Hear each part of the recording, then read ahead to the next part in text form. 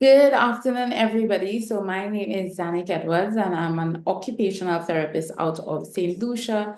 And today I will be presenting to you on motor abilities and strategies to help build the capacity of educators to support children with additional needs in our very school settings. I'm also a special education teacher. I have been for the last 15 years. So this is a nice bridge for me between therapy and special education.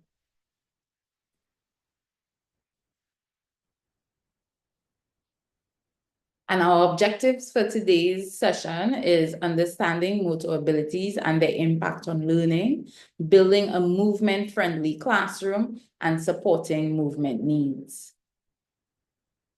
Our outline. First, we're going to do an introduction of motor abilities. Then we're going to understand what their impact is within the classroom setting, and then strategies to incorporate movement within our classroom. So let's get into it. Motor abilities. So understanding motor abilities. First, we're going to look at our fine motor skills, and that looks at our smaller muscles, usually within our hands and fingers. So these are the skills that are needed for writing, for cutting, for buttoning, and doing whatever it is that we need to do with our hands. And there are many activities that we could share that help build those skills in our little ones. Our gross motor skills, which involve larger muscles or our whole body, I should say. So it includes stuff like crawling, jumping, balancing, and sitting upright. And I want us to think, what activities can we do to help build on those skills, to help strengthen those skills that the kids already have? For our wheelchair users, these development skills are just as important, as it contributes not only to their academic learning, but also to their social and self-development. So they think that it's not, they're unable to do certain tasks. So they may be excluded from even participating in the task. But I want you to think of what part of this task can they do? If we break down this task, what step within this task can they do to help develop their fine motor skills and their gross motor skills?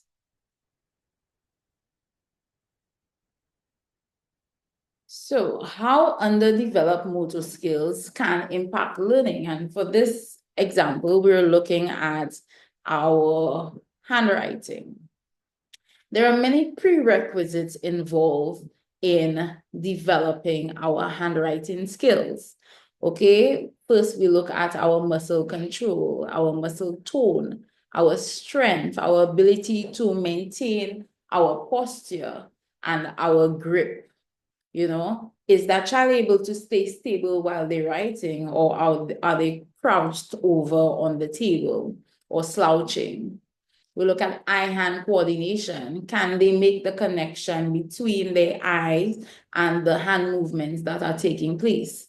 The ability to hold their writing tools appropriately. Are they holding like this, or do they have our tripod grasp, which is what we hope to achieve?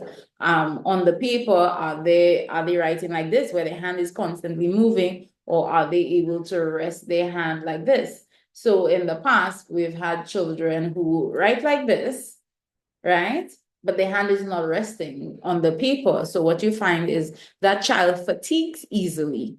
A child who likes coloring, and then we see after 5 minutes of coloring, their hands are hurting. And yeah, so these are little things for us to pay attention to that can all impact handwriting on a whole and can cause the child to not like writing so much. Okay, what is their ability to form their basic strokes and their letter perception? So the understanding of, this is the letter B, this is what it entails, this straight line, small curve, another small curve. They understand the concept and they're able to plan how they're going to achieve this letter, and they're able, most importantly, to execute their plan.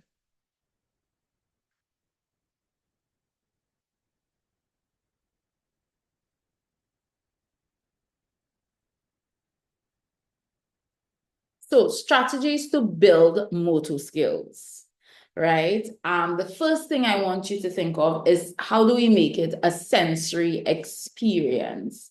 I don't think we should rush to having them sit down at the table to write on a paper and a pencil, right? But how can we achieve the same writing goals to maybe do curvy lines or to make a face, to build a face? How can we do that without paper and pencil? I want you to be creative and think of ways that we can do these same writing activities or drawing activities without the use of paper and pencil. So can we use Play-Doh? Right? In this picture here, you can see that this child tried to create a face with Play-Doh. Can we use sand? Can we use shaving cream?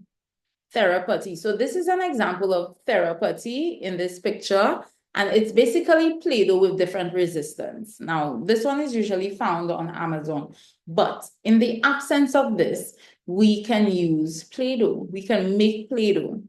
I can add on Padlet, I will add different ways in which we can make Play-Doh or slime. Can we use these things to write? Yes, we can. We can use these things to make our strokes and execute that plan we have in our head of how this letter B should be created, right? In this other picture, we have children using sand, right? Kinetic sand to make the letter A. You create it in the same way the letter A should be formed, but we're using sand. We could use sticks, we could use leaves, use anything, right? I'm just telling you, don't rush to the paper and the pencil. Other ways in which we can build motor skills is through sensory circuits. So now later down in the presentation, I will go through sensory circuits with you, and we will see how that helps a child. Animal walks. I want you to think of, actually I added on Padlet, animal walks, and they include different, it could be frog jumps, it could be stomp like an elephant, fly like a bird, different fun things that can encourage movement within the classroom. Now, I know a lot of persons, the challenge is we have a set curriculum to follow, and we don't have time for all this fun, but we can make learning fun. And we can find time within our sessions to hop like a frog. Maybe we're going to the bathroom and we have 5 minutes to go to the bathroom. Can we do 5 hops and 5 jumps all the way to the bathroom? Or if you notice, some children become fidgety while you're teaching. They start to play with things on the ground, they're playing with their shoelace while you're teaching. They focus for about 10 minutes, but now you've realized that you've lost their focus. And that is their way of saying, hey, I need a break. I've attended to this activity for a while, and that they've reached their threshold. And I want us to pay attention to these little movements when they're fidgeting, when they look like they want to move, and can we give them a break within their space? Okay, it could be a break where they don't have to disturb anybody and they can sit within their seat and maybe do some chair push-ups, right? Or maybe put some kind of resistance band at the base of their chair and have them kick it, just so that they can get their movement, and that in turn will help improve our motor, not only our motor skills, not only build our motor skills, but improve our focus and attention. So now we're continuing to look at building a movement-friendly classroom.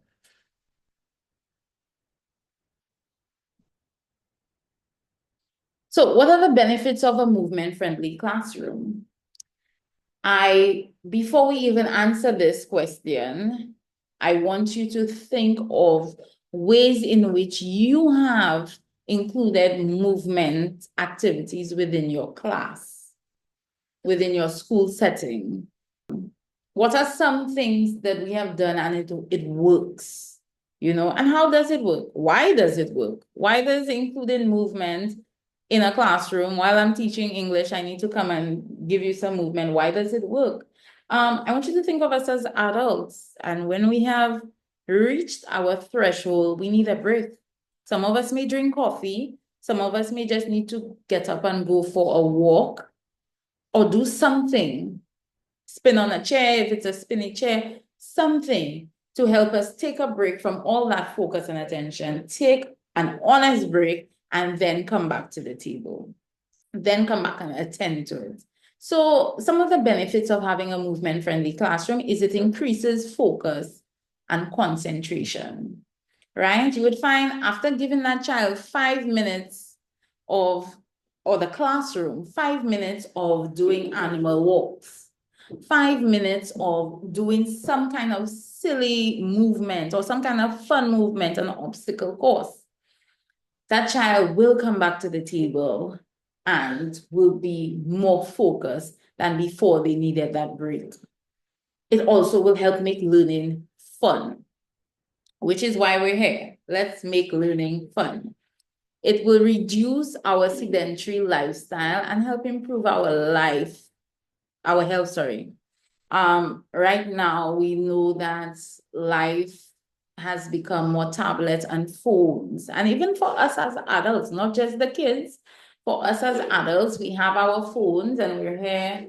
I spent on the weekend maybe about 2 hours scrolling and saving videos that I liked. And when I thought about it, I'm like, but this is, as much as it's relaxing, it's fun, the videos are fun, don't get me wrong. I wasn't being productive and I could not get off the couch to go be productive. So no, I needed to move.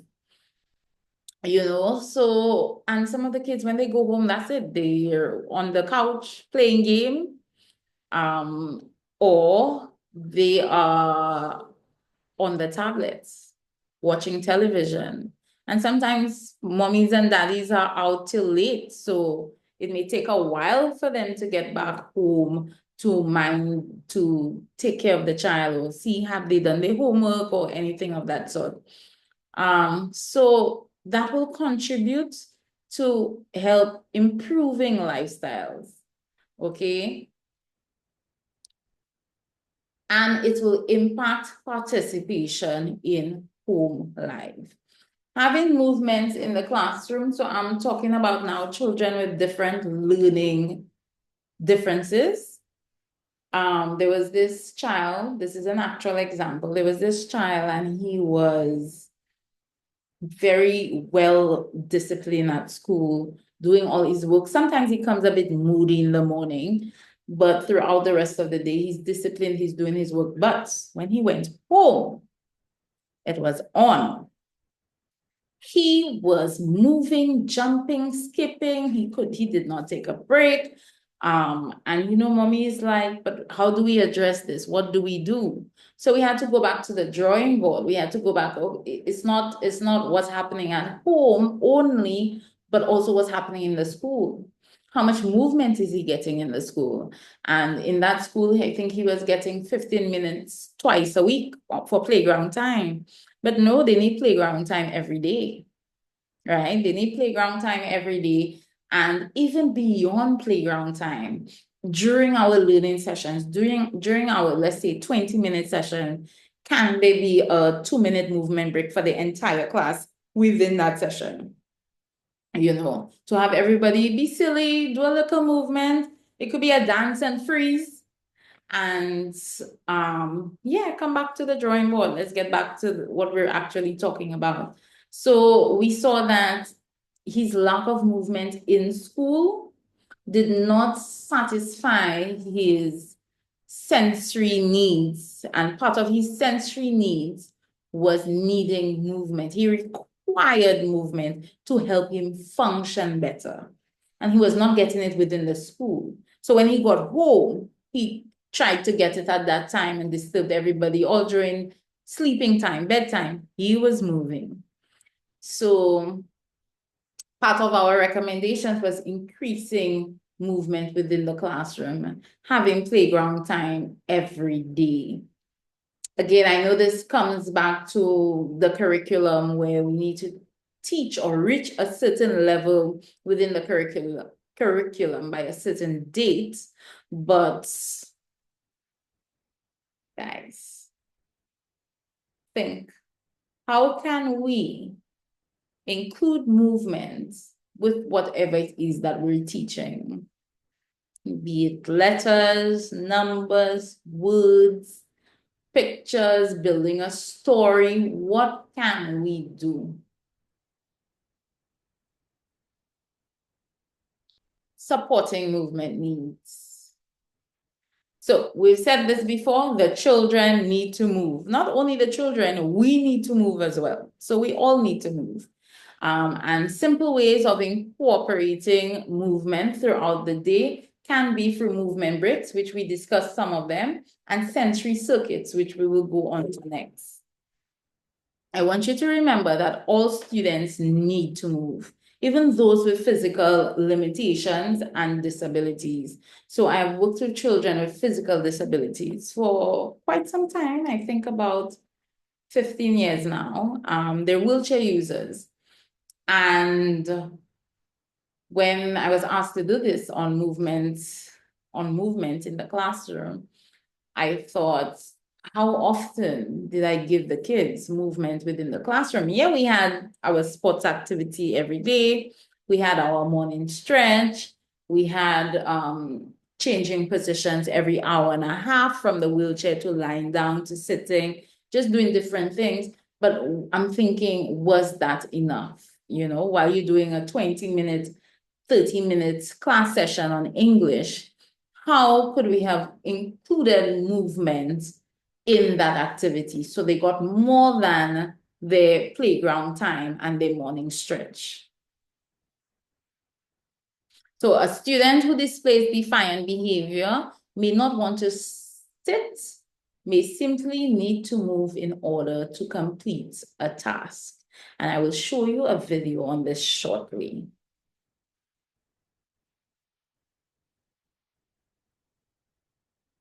So this child, the teachers have been having quite a difficult time with him, and they couldn't get him to do his simple activities, where I think it was shape sorting and color sorting. He just wanted to move and climb and jump. So I just want you to pay attention to the video for a bit. 2, 1, 2, 3, 4, 7, 9, 10. Go get the shape. Go get the shape.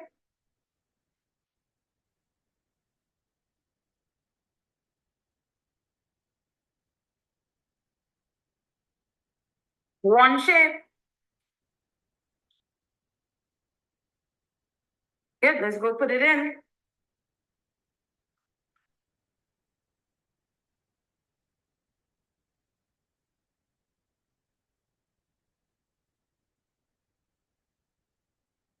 Good job. Let's try again. Nope.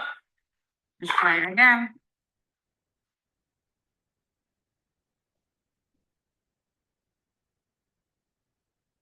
Very good.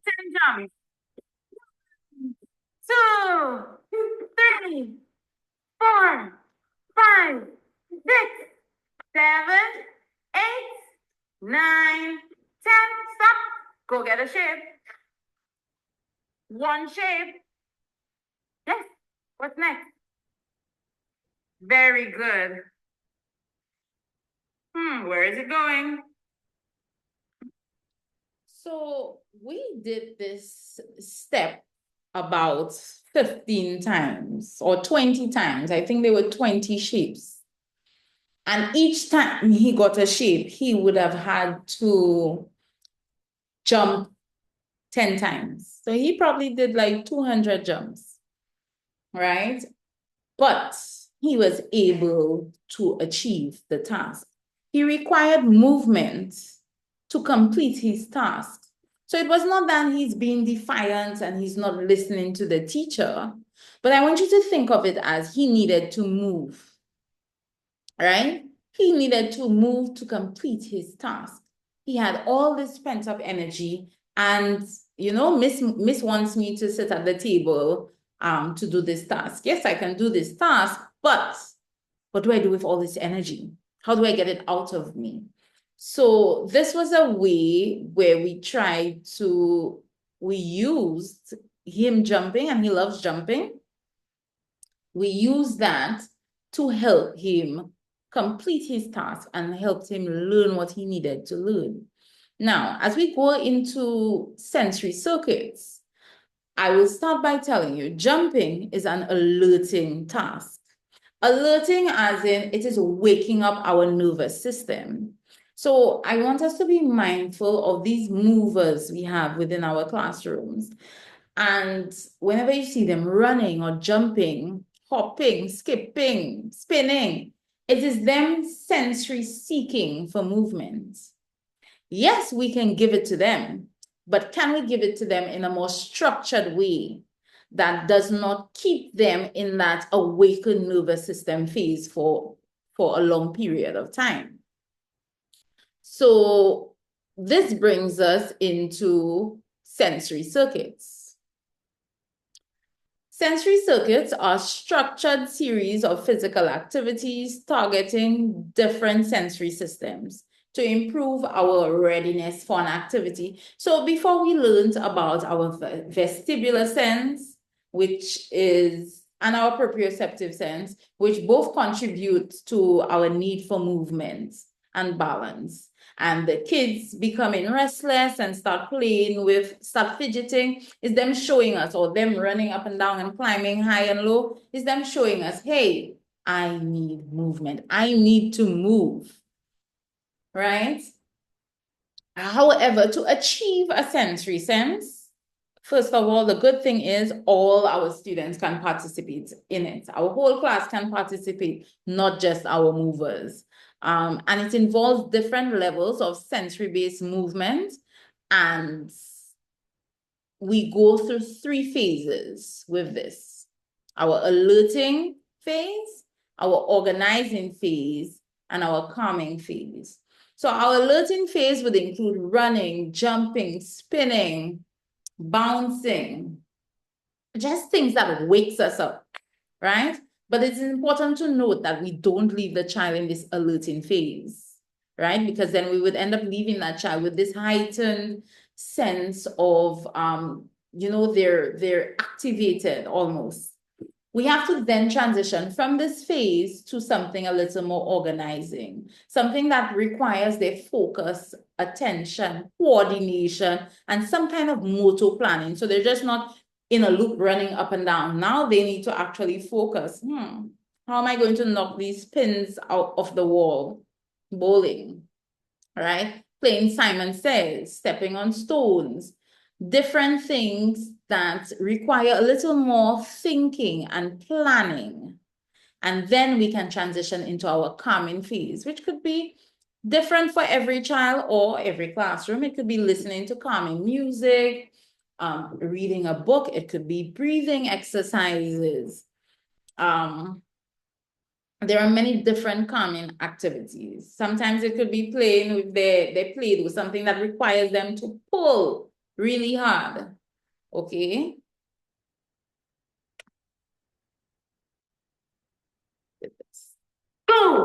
Sorry.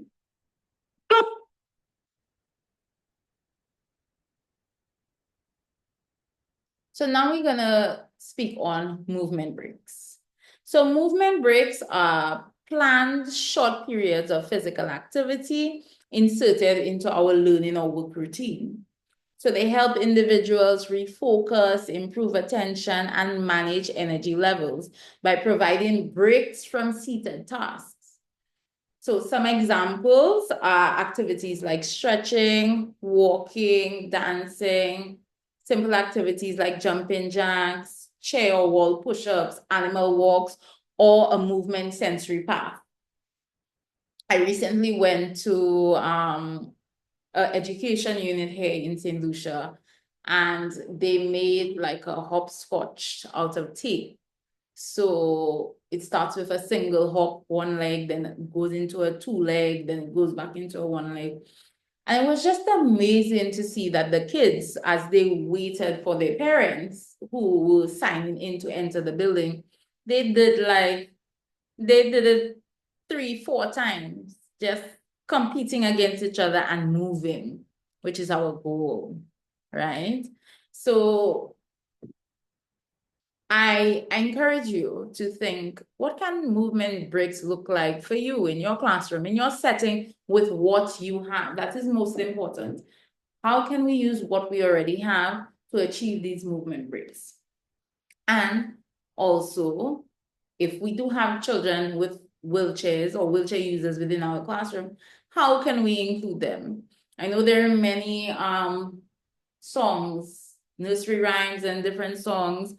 And some of them, I would say, don't even consider children with who are on a wheelchair because they require running or jumping. And can we still jump in the wheelchair? Yeah, we can. Maybe we can push the same chair push-ups. We can try to lift our bum off the chair.